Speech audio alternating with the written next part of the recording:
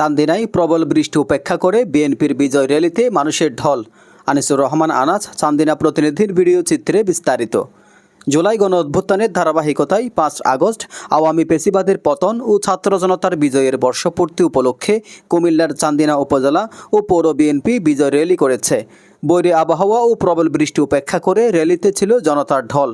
কেন্দ্রীয় কর্মসূচির অংশ হিসাবে মঙ্গলবার ৫ আগস্ট বিকেল ৪টায় চান্দিনা সরকারি মডেল পাইলট উচ্চ বিদ্যালয় মাঠ থেকে র্যালিটি শুরু হয়ে ঢাকা চট্টগ্রাম মহাসড়ক প্রদক্ষিণ করে উপজেলা বিএনপি কার্যালয়ে গিয়ে শেষ হয়।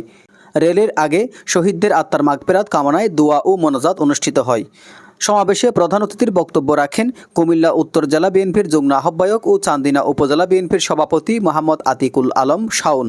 আরও বক্তব্য রাখেন কুমিল্লা উত্তর জেলা বিএনপির সাবেক সহসভাপতি এবিএম সিরাজুল ইসলাম, সাবেক সাধারণ সম্পাদক বীর মুক্তিযোদ্ধা মফিজ উদ্দিন ভূঁইয়া, সাবেক পৌর মেয়র শাহ মোহাম্মদ আলমগীর খান, উপজেলা বিএনপির সাধারণ সম্পাদক কাজী আরশাদ, ওলামা দলের আহ্বায়ক মুফতি শাহ সুলতান মাহমুদ সহ বিএনপি, যুবদল, ছাত্রদল, স্বেচ্ছাসেবক দল, কৃষক দল, শ্রমিক দল, মহিলা দল, ওলামা দল, মৎস্যজীবী দল, জাসাস, তাঁতি দল ও অন্যান্য অঙ্গ সংগঠনের নেতারা।